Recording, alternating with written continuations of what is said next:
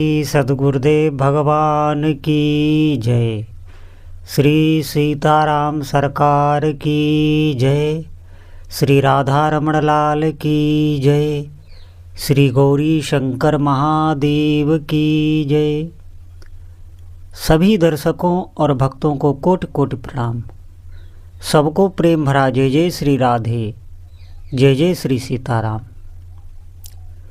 जितने भी उपासक हैं, बहुत ही महत्वपूर्ण विषय है और सभी साधक बहुत ध्यान से सुनेंगे। देखिए, भगवान का भजन हमने आरंभ किया या हमें कुछ समय हो गया है और हमारे आगे दुख बने हुए हैं, हमारी इच्छाओं की पूर्ति नहीं होती, तो हम संशय करने लगते हैं। ध्यान दें, लेकिन अगर हमारा थोड़ा सा भी भजन में मन लगने लग गया हो तो आप निश्चित मानिए कि जो भी प्रश्न उठते हैं ये नहीं रहेंगे।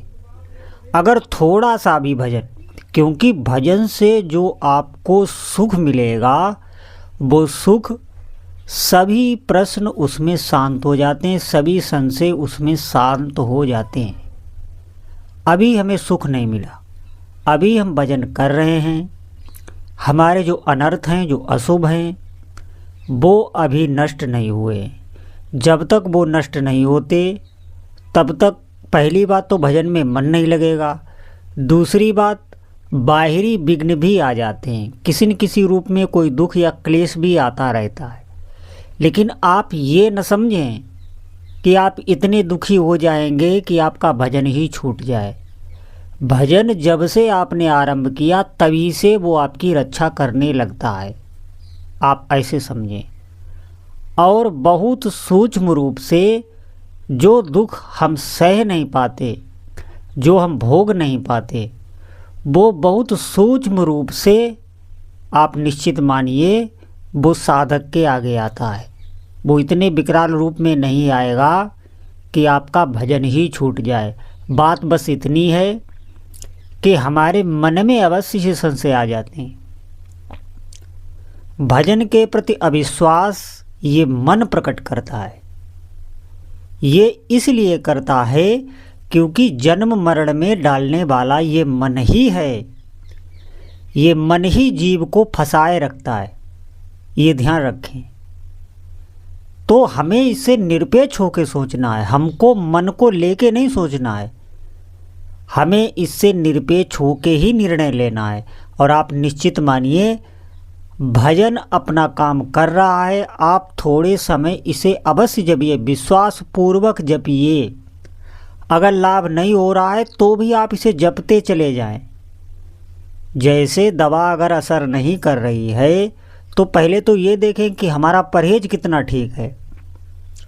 अगर परहेज भी ठीक है तो आप ऐसा समझ लें कि बीमारी बहुत ही बड़ी हो गई है, धीरे धीरे अवश्य ही लाभ होगा।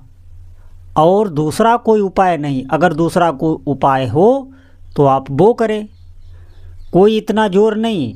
लेकिन आप इतना समझ लें, मैं अपनी तरफ से नहीं कह रहा हूँ, ये मैं संतों की बात आपको बता रहा हूँ।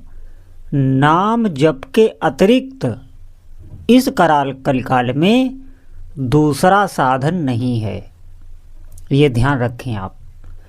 उस साधन में आपको बहुत समय लग जाएगा, फिर भी जितनी जल्दी नाम जप से आपको लाभ मिलने लगेगा दूसरे साधन से नहीं मिल पाएगा, ये ध्यान रखें। क्यों? क्योंकि ये ऐसा साधन है कि आप हर स्थिति में ये कर सकते हैं। इसमें पवित्रता कोई बाध्य नहीं है कि आप पवित्र होके ही नाम जप करें। और अगर इसका आपने अभ्यास बना लिया तो निश्चित मानिए, अगर आपको अभ्यास हो गया नाम जपने का तो वही फल मिलता है जो बैठकर स्नान करके माला चलाने या मंत्र जपने से मिलता है, वही साधक को नाम जप से मिलने लगता है। आप इसे करें तो बात इतनी है, हम अभ्यास नहीं करते, हम थोड़ा अभ्यास करते हैं तो हम उसके बारे में सोचने लगते हैं कि अभी हमें लाभ नहीं हुआ, इतना समय हो गया हमें लाभ नहीं हुआ, और दूसरों से तुलना कर कर के हम अपने ही आप को धोखा दे देते हैं और भगवान नाम जप में हमारा विश्वास टूट जाता है। आप कभी अपने विश्वास को ना तोड़ें, ये हम अपने साथ ही विश्वासघात कर रहे हैं, ये ध्यान रखें। जितना आपका अधिक विश्वास होता चला जाएगा भगवान नाम जप में, उतना ही आपको प्रभाव अनुभव में आएगा, साक्षात अनुभव में आएगा। जैसे जब हम जगत की कोई क्रिया करते हैं तो उसका कोई न कोई प्रभाव होता है, ऐसे ही भगवान नाम जप का प्रभाव हमें अनुभव में आएगा। अरे हम लगें तो करें, तो हम कितना नाम जप करते हैं आप देखें। हम थोड़ी माला कर लेते हैं, थोड़े समय नाम जप कर लेते हैं, फिर हम उसको बहुत बढ़ा चढ़ा के कहते हैं। सही दृष्टि में अगर देखा जाए, आप अपनी नापतोल खुद एकांत में बैठ के कीजिए कि भजन में कितना हमारा मन लगता है, कितना हम भजन में तन्मय होते हैं, या भजन के प्रति हमारी कितनी आसक्ति है। क्या भजन संसारिक और वस्तुओं की जितनी हमारे लिए आवश्यक हैं, उतना आवश्यक हमारे लिए नाम जप हो गया है? ये बात सोचें आप। जितना महत्व इन सांसारिक वस्तुओं का हमारे हृदय में बैठा हुआ है, क्या उससे आधा भी भगवान नाम जप का महत्व हमारे हृदय में है? आप निरपेक्ष भाव से ये सोचें। निश्चित मानिए हम नाम जप कर ही नहीं रहे, सिर्फ नाम जप का डंका पीटते हैं। आप भजन करिए, दृढ़ता से भजन करिए, भजन अवश्य ही काम आवेगा। बहुत बुरा जब समय आता है, जब सब साथ छोड़ जाते हैं, तब आप देखेंगे यही जो नाम जप आप कर रहे हैं, यही आपको संभाल लेगा, ये आपको सुरक्षित कर देगा और हर प्रकार से आपकी सहायता करेगा। बुरे समय में आप देखना, तो आप कहेंगे कि अच्छे समय में इसका अनुभव नहीं होता। अच्छे समय में तो इसका और अनुभव होता है। जब हमारा आगे सुख आता है तो ये नाम जप आपको परोपकार में लगा देगा, भागवतिक क्रियाओं में लगा देगा। सुख के समय अब देखना, आप एक बार इसका आश्रय तो लें, भगवान नाम जप की शरण में हो। शरण होने का मतलब है हम बराबर ये देखते रहें कि हमारा नाम चल रहा है कि नहीं।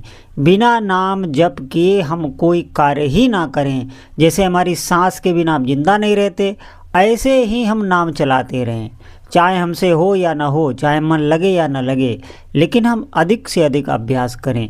ये आश्रय लेना होता है, और ये आश्रय जो ले लेता है उस जीव से सभी भागवतिक क्रियाएं स्वतः होने लगती हैं। जो बाहर और भीतर की पवित्रता चाहिए वो स्वतः उसमें सामर्थ्य सहित आ जाती है।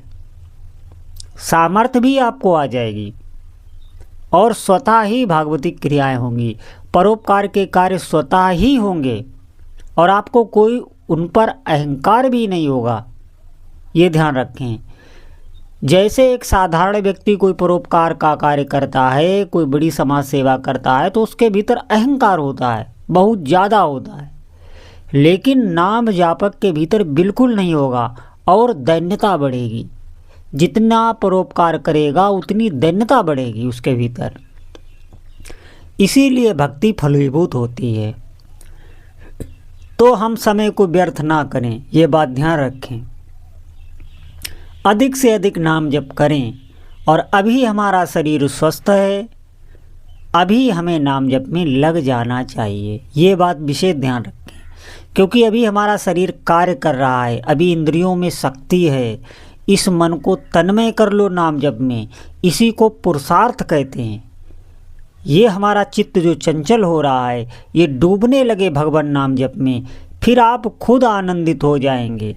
जैसे जब भूखे हुए किसी व्यक्ति को भोजन मिल जाता है और उसे तृप्ति हो जाती है तो उसे प्रसन्नता होती है, ऐसे ही आपको इसी जीवन में तृप्ति का अनुभव होगा, और वो केवल भगवान नाम जप से ही होता है। इसलिए एक एक नाम हमारे लिए महत्वपूर्ण है। एक एक नाम हमें तृप्ति दे रहा है, भले ही में दिखाई न दे। इसीलिए हर साधक को, हर जीव को जो अभी नहीं कर रहे हैं, वो भी इस बात को समझें। आप भगवान नाम जप करें, सारी कौशलता, सारी सद्बुद्धि आपके भीतर स्वतः आ जाएगी और भगवान का ज्ञान, जो भागवतिक ज्ञान जिसे कहते हैं, वो स्फुरित होने लग जाएगा। वो ज्ञान ऐसा दिव्य ज्ञान होता है, ऐसा दिव्य विवेक होता है, जो आपको हर संसारिक प्रपंचों से बचाता रहेगा। वो ऐसा विवेक होता है कि वो नींद में भी जागता रहता है, नींद में भी आपको सावधान कर देगा।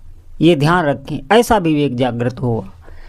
तो सभी साधकों से मेरी यही प्रार्थना है, आप भगवान नाम जप करें, अधिक से अधिक करें, संशय बिल्कुल ना करें।